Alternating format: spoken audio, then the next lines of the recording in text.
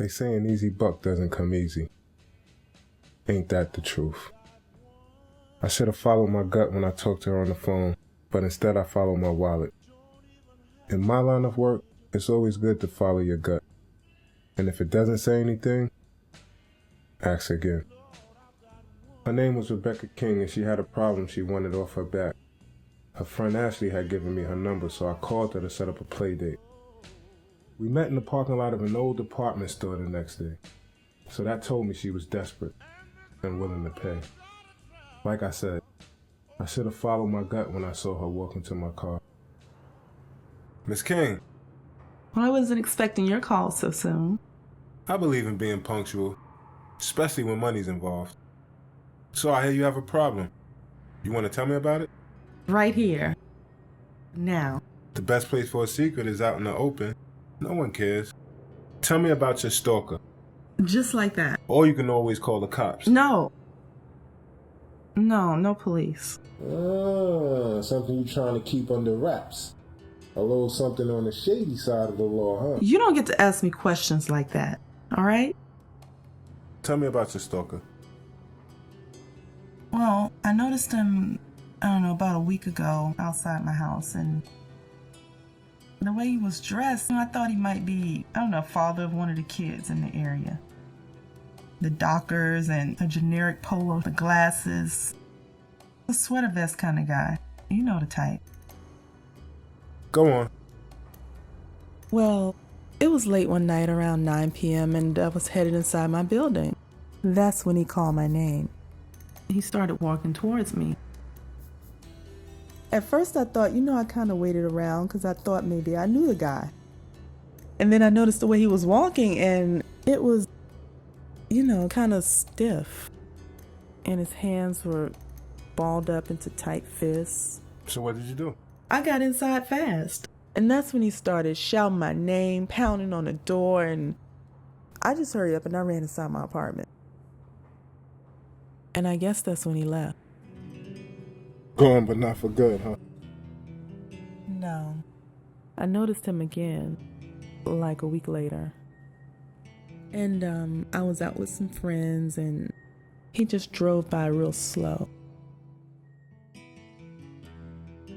I know he had his lights on inside the car. It was almost like, I think he wanted me to see him. What else do you remember?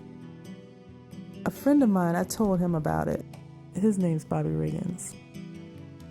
Bobby told me he would take care of the guy. I don't know what happened, but Bobby just stopped talking to me. Find out he was in the hospital with a few broken ribs, punctured lung. I don't really care.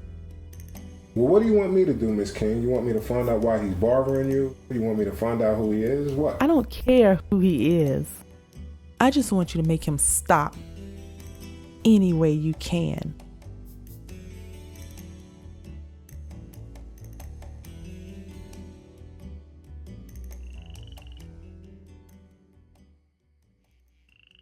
I spent the next 72 hours following Rebecca King from a distance as she headed off to work, the gym, and anywhere in between. But soon the boredom kicked in. It was almost midnight when I hit payday. I sat in my little old lady and was about to call it a night when I saw him. A painfully average-looking guy, someone I would eat for dinner back in my army days. I watched him march up to the building and try opening the doors. He didn't seem to be the kind of guy who would put an ex-football player in the hospital, but I try hard not to judge a man on first impressions.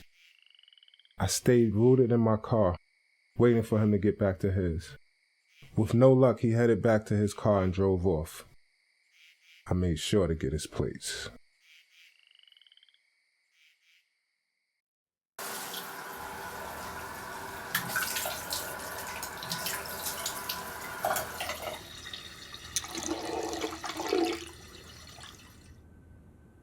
After catching up on some much-needed sleep, I punched in Rebecca's cell phone number. I figured I'd keep her in the loop. After all, she is paying the bill. Hello? I found your boyfriend. Who is he? One Malcolm White, 37 years old. Lives alone, you know him? No. Sure you don't know this guy? But then again, that is your business, isn't it? Just tell me what you found out. Found him creeping around last night, ran his plates. Guess what I came up with? Nothing. This guy's spick and span clean. I mean, I took it 2 years ago, but that's it. Now, why would a guy like that give a nice lady like yourself so much trouble? Listen, I'm in no mood for games. Are you gonna make him stop? I can talk to him. Put on a tough guy act. Usually works. You don't seem to understand. I don't want usually. I want him to leave me alone. Listen, I could get nasty, but getting nasty is risky, and risky is gonna cost you. How much? Let's say another $5,000 on top of what you're already paying me. Oh, and in cash. Fine. I'm good for another 5. Oh, I know you are, Miss King. I did a credit check on you also. Tell me, where does a young bartender get so much money? Hello? Hello?